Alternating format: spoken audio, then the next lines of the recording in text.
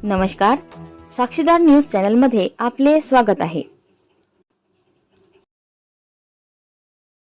Election निकल के time पे तापा लेके आते हैं, इतना 10-10 गाड़ी, 15-15 गाड़ी, उनसे बात करने जाओ तो उनके कार्यकर्ता और बाउंसर आपको दूर उठा के फेंक देते।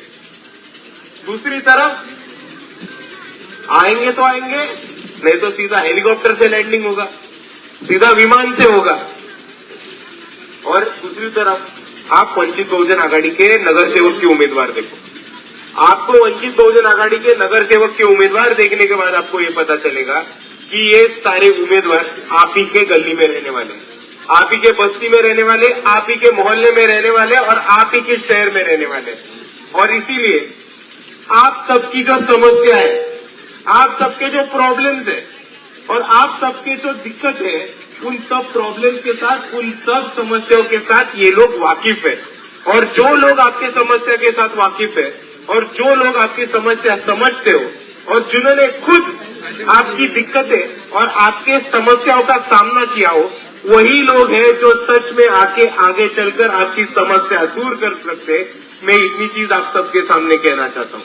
इसलिए जो इलेक्शन में हुआ वो हुआ, जो विधानसभा के इलेक्शन में हुआ, जो लोकसभा के इलेक्शन में हुआ सो हुआ, लेकिन किसी भी हालत पर विधानसभा जैसा नहीं करना है। स्थानिक स्वराज्य संस्था, नगर परिषद के इलेक्शन में हम सभी को हमारे हक के कैंडिडेट, हमारे खुद के कैंडिडेट, हमारे मदद करने वाले, हमारे लिए खड़े रहने वाले कैंडिडेट, यानी वंचित बहुजन आघाड़ी के ही कैंडिडेट हमको चुन के लाने हैं। इतना मैं आप सभी से गुजारिश करना चाहता हूँ। और दूसरी तरफ मैं ये बोलना चाहता हूँ कि अगर हमने शेगांव के ही हमारे समस्या देखी, प्रॉब्लम देखे, तो हमको पता चलेगा कि ऐसी हमारे बहुत सारी समस्या है, बहुत सारे दिक्कत है जिस पर आज तक कोई बात नहीं किया है, जिससे आज तक कोई काम नहीं कर रहा है। सबसे पहला उदाहरण ये कि आज भी ऐसी हालत है कि हमारे शहर में 2 दिन बाद, 3 दिन बाद हमारे नल को पानी आता है और हमारे घर को पानी आता है। और मैं आप सभी के साथ वादा करता हूं कि अगर वंचित बहुजन आघाड़ी सत्ता में आती है तो हर आदमी के घर को नल और हर घर को रोज पानी देने का काम शेगांव में वंचित बहुजन आघाड़ी जरूर करेगी। दूसरी तरफ आज शेगांव में गजानन महाराज का जो मंदिर है, वो मंदिर की वजह से और वो मंदिर को देखने के लिए हजारों लाखों भक्त लोग ये शेगांव में बाहर से आते हैं। लेकिन इतना बड़ा मंदिर होने के बावजूद और इतने ज्यादा लोग हमारे शेगांव में रोज आने के बावजूद आज शेगांव में हमारे युवाओं के पास नौकरी नहीं है, उनके हाथ को काम नहीं है, उनके पास रोजगार नहीं है। ये बड़ी दिक्कत हमारे सामने आती है। अगर कोई दिमाग लगाने वाला और अगर कोई आवाम का काम करने वाला सियासती होता तो आने वाले भक्तों के जोर से और जो गजानन महाराज के मंदिर पे लोग आते हैं, उनके बदौलत ही आप सबको एक रोजगार खड़ा करके देता है ये परिस्थिति। आप सबको बहुत सिंपल मुद्दा है। जब बाहर से लोग आते हैं तभी ट्रांसपोर्टेशन आता है, रहने का इंतजाम आता है, खाने का इंतजाम आता है, टूरिज्म आता है, गाइड जाते हैं, पर्यटन स्थल आते हैं, टूरिज्म स्पॉट्स आते हैं, इस सबके आजू बाजू धंधे आते हैं, व्यवसाय आते हैं, हाथ गाड़ियां आते हैं, उससे आता है मुनाफा, उससे आता है पैसा और उसी से आती है आपकी रोजगारी। पर आज तक किसी भी सियासती को ये छोटा फॉर्मूला सूझा नहीं या उनको ये करना नहीं, इसमें मैं नहीं गिरने वाला। लेकिन मैं आप सबको बताऊंगा कि वंचित बहुजन आघाड़ी अगर सत्ता में आती है तो यहाँ के युवकों को रोजगार देने का काम वंचित बहुजन आघाड़ी जरूर करेगी। और इसी साथ साथ मैं आप सभी से साथ ये कहना चाहता हूँ कि अतिक्रमण के नाम पे आज जो मंदिर के आजू बाजू जो हाथ गाड़ियां लगती थी, जो गाड़ियां लगती थी, जो लोग अपना धंधा करते थे, व्यवसाय करते थे, खुद का पेट का गुजारा करते थे, उन सबको वहां से निकाल दिया, उन सबको वहां से हकाल दिया गया और शहर के बाहर डाल के उनको बोला है कि तुम अपना गुजारा करो। अरे भाई, लॉजिक से काम लो, दिमाग से काम लो। पर्यटक हाईवे देखने थोड़ी आते तुम्हारा, वो मंदिर देखने आते हैं, और जहां मंदिर है वहां ही तुम्हारी हाथगाड़ियां होने मांगती, वहीं पे तुम्हारे धंधे होने मांगते। और इसीलिए मैं आप सभी के साथ वादा करता हूं कि अगर वंचित बहुजन आघाड़ी सत्ता में आती है तो अतिक्रमण का ये गलत कायदा हटा के सभी नागरिकों को गजानन महाराज के मंदिर के आजू बाजू स्टॉल लगाने का काम वंचित बहुजन आघाड़ी जरूर करेगी। यही वादा मैं आप सभी के साथ करना चाहता हूं। दूसरी बात आप और एक समझ लो कि आज जिस तरीके से हमारा शेगांव गजानन महाराज के लिए फेमस है, उसी तरीके से और एक चीज के लिए फेमस है। क्या है वो? कचौरी। बराबर बोले। आज अगर देखें तो कचौरी बनाने वाले बहुत हैं, कचौरी बेचने वाले भी बहुत हैं, और कामगार भी उनसे ज्यादा तादाद में है जो कचौरी बनाते हैं। लेकिन आज भी उन कामगारों का कोई संगठन नहीं है। उन कामगारों का पाठ्यक्रम करने के लिए, उन कामगारों की देखभाल करने के लिए और उन कामगारों की हिफाजत और सुरक्षा करने के लिए कोई बिल या कायदा नहीं है। और मैं इसीलिए बोलना चाहता हूं आप सभी के साथ कि पश्चिम महाराष्ट्र में जो ऊसतोड़ कामगार रहते, उस ऊसतोड़ कामगार की एक संगठन रहती।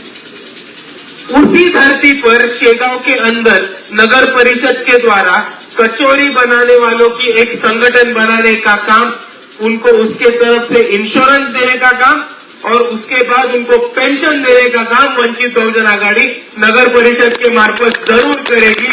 और ये आखिरी आदमी तक पहुंचा दो कि आज वंचित बहुजन आघाड़ी अकेली ऐसी पार्टी है जो शेगांव में आके कचौरी कामगारों का और जो लोग गजानन महाराज के मंदिर के बाहर हाथ गाड़ी लगा के खुद का गुजारा करते थे, उनके लिए लड़ रही है और उनके लिए बात कर रही है। और ये बात करने वाली पार्टी अकेली सिर्फ वंचित बहुजन आघाड़ी। और भाइयों, मैं अभी आपके सामने और एक चीज रखना चाहता हूं कि आज यहां आने के पहले मैं सुबह मलकापुर गया था प्रचार करने के लिए।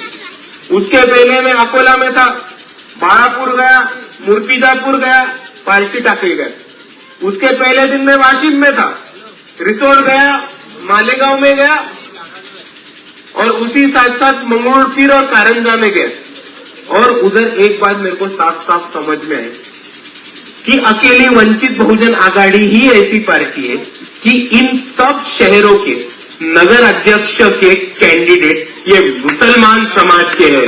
और इन मुसलमान भाइयों को टिकट देने का काम सिर्फ वंचित बहुजन आघाड़ी ने किया। आज तक हमने कांग्रेस को वोट दिया, आज तक हमने पंजा चलाया, लेकिन आज हमको पंजे को पूछना चाहिए कि हमने पंजा चलाया, हमने कांग्रेस को वोट दिया, लेकिन आज तक बदले में कांग्रेस ने हमको क्या दिया? छोटी छोटी गलियां और गंदी गंदी नालियां, यही हालत करके रखी है हमारे तमाम मोहल्लों की। आप एक बार कैंडिडेट देने को बोलो कांग्रेस को बोले वंचित ने 10-10, 15-15, सिर्फ विदर्भ भी नहीं, सिर्फ बुल्डाना, अकोला और वाशिम में 10 सिटीज के नगर परिषद के अध्यक्ष के कैंडिडेट ये मुसलमान समाज से दिए। कांग्रेस को बोलो ये करने को, ये कांग्रेस का पंजा है, उसी हाथों से आपको टाटा बाय बाय करके निकल जाएंगे कांग्रेस वाले लोग। दूसरी तरफ मैं बोलना चाहता हूं, ये वंचित बहुजन आघाड़ी अकेली पार्टी है जिन्होंने 48 में से 8 लोकसभा के कैंडिडेट मुसलमान समाज से देने का काम किया था और 288 विधानसभा में से 40 मुसलमान के उम्मीदवार खड़े करने का काम वंचित बहुजन आघाड़ी ने इस महाराष्ट्र में किया था। और इस महाराष्ट्र के इतिहास में जो पहला मुसलमान खासदार चुन के गया हो दिल्ली से, वो वंचित बहुजन आघाड़ी के वोटों से गया है और वो वंचित बहुजन आघाड़ी के वजह से गया है। वो लोग आके आपको कुछ भी बोलेंगे, वो लोगों को सिर्फ पूछना कि वंचित आपके साथ नहीं थी तो फिर 2024 में क्यों गिर गए आपके खासदार। और इसीलिए मैं बोलता हूं कि मजलिस के आमदार गए, लेकिन मजलिस के आमदार दिल्ली पहुंच पाए क्योंकि सिर्फ और सिर्फ बाला साहब अम्बेडकर का हाथ उनके पीछे था।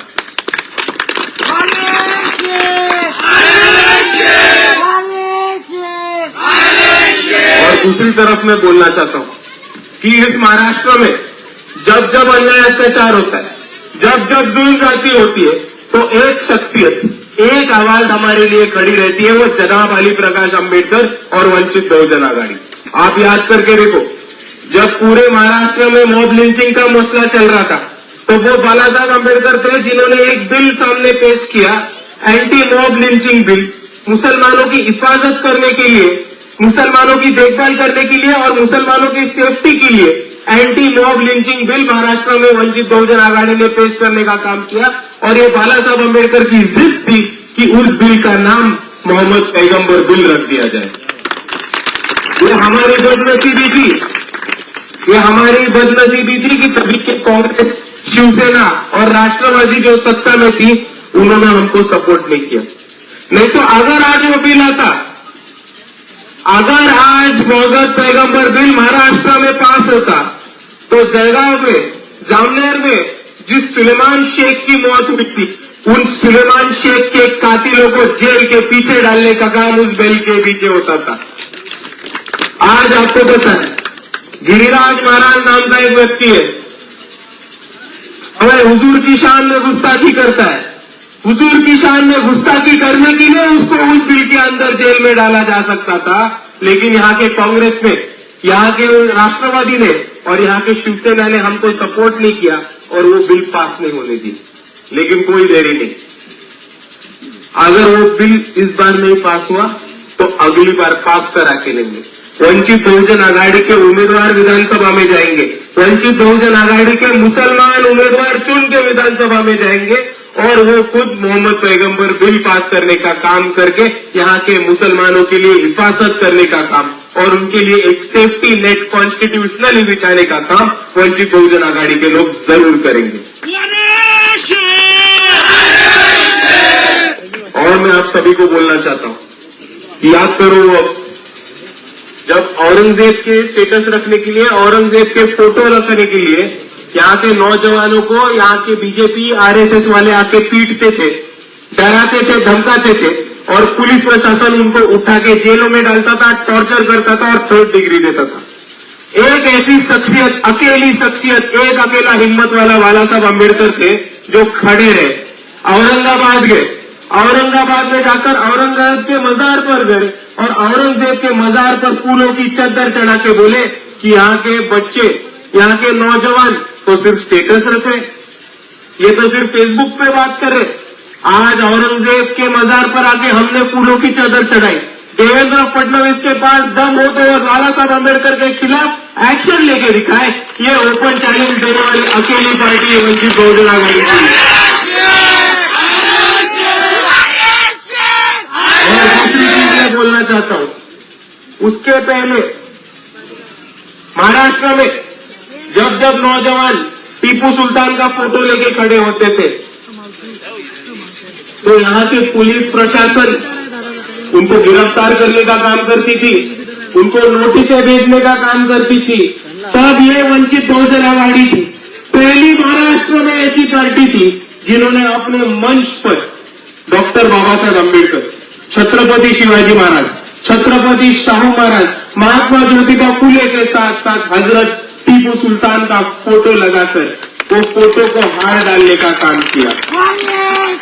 और आज मैं यहाँ खड़े रह के बोलता हूँ, टीपू सुल्तान चौक में खड़े रह के बोलता हूँ कि हमारे स्टेजों पे टीपू सुल्तान का फोटो लगेगा। हम टीपू सुल्तान के फोटो का सत्कार करेंगे, उनको फूलों की माला चढ़ाएंगे। अगर यहाँ के पुलिस प्रशासन में दम है तो हमको हाथ लगा के दिखाओ, हमारा ओपन करेंगे।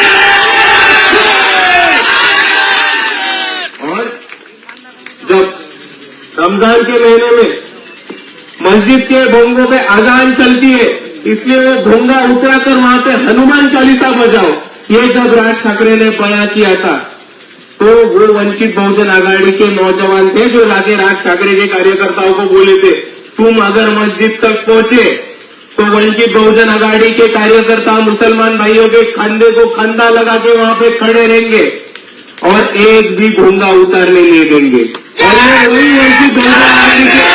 और ये वही वंचित बहुजन आघाड़ी के कार्यकर्ता थे जिन्होंने राज ठाकरे के भोंगे की हवा निकालने का काम किया था और मुसलमानों के हिफाजत के लिए खड़े हुए थे। और इसीलिए मैं इतना ही बोलना चाहता हूं कि आज ऐसी अकेली पार्टी है महाराष्ट्र में जो दलित हो, मुसलमान हो, आदिवासी हो, बहुजन हो, उन सब की हिफाजत के लिए खड़ी रहती है। किसी पे भी अगर जुल्म जाती होती है, किसी पे भी अन्याय अत्याचार होता है, हर मजलूमों की वंचितों की हक की आवाज जनाब अली प्रकाश अंबेडकर हर वक्त हमारे लिए खड़े रहते हैं, हर मौके पर हमारे लिए खड़े रहते हैं। और आज मैं शेगांव के लोगों के साथ बात करना चाहता हूं कि आज शेगांव में यहाँ के भाजपा ने बाबा साहब अंबेडकर का पुतला मंदिर के परिसर से निकालने की कोशिश की। और मैं आप सभी को इतना ही कहना चाहता हूं कि आज शेगांव में अगर यहाँ के मुसलमान भाइयों ने तय किया कि वो यहाँ के वंचितों के साथ, बहुजनों के साथ, दलितों के साथ और बोटों के साथ खड़े रहेंगे और वंचित बहुजन आघाड़ी के पीछे खड़े रहेंगे, तो मैं आप सभी को वादा करता हूं कि ये बीजेपी का एक आदमी नहीं है जो शेगांव में आके तुम में से किसी का बाल वाकड़ा कर सके। ये आप बात समझिएगा। क्योंकि आप एक चीज समझ लो, आप एक चीज समझ लो, आज सिर्फ बौद्धों का वोटिंग देखा है हमने शेगांव में, तो वो 10,000 के करीबन है। और 11,000 पे 11,000 पे प्रीतिताई वैसे भी नगर अध्यक्ष बन जा रही। तो आप लोगों का काम सिर्फ वंचित बहुजन आघाड़ी के सर पर जीत का सेहरा पहनाने का काम है। और मैं आप सभी के साथ वादा करूंगा कि अगर कोई भी मसला हो, अगर कोई भी जुल्म जाति की केस हो, तो वंचित बहुजन आघाड़ी हमेशा हमेशा आपके साथ खड़े रहेंगे। और इस जंग में, इस लड़ाई में, इस मनुवाद के खिलाफ, इन फिरका परस्तों के खिलाफ, इन आधी चड्डी वालों के खिलाफ अगर आपके इस दर्द में कोई हमदर्द है, तो वो सिर्फ और सिर्फ यहाँ के वंचित है। मैं वापस आपको कह रहा हूं कि हम लड़ते आ रहे हैं और आगे भी लड़ते आएंगे। हमको चाहिए तो बस आपका साथ और आपका सपोर्ट। और इसीलिए मैं जाते जाते आप सभी के साथ यही गुजारिश करना चाहता हूं कि आने वाली 2 तारीख को आपको पता है क्या करना है, फिर भी मैं पूछ के जाऊंगा क्या करना। 2 तारीख को उठने के बाद सबसे पहले क्या करना, क्या करना? देखो ठंडी का टाइम है, सबसे पहले उठ के एक गर्मा गर्म चाय मारना, फिर मस्त तैयार होना और तैयार होके अपने पोलिंग बूथ जाना। और पोलिंग बूथ पे कौन सा बटन दबाना है? कौन सा बटन दबाना है? ये कांग्रेस के नीचे वाले बोल रहे हैं, कौन सा बटन दबाना है? पीछे वाले कौन सा बटन दबाना है? Gas cylinder. और इसीलिए मैं बोलता हूं, मनुवाद की छाती पर वंचितों का सिलेंडर, आरएसएस की छाती पर वंचितों का सिलेंडर, बीजेपी के छाती पर वंचितों का सिलेंडर। 2 तारीख को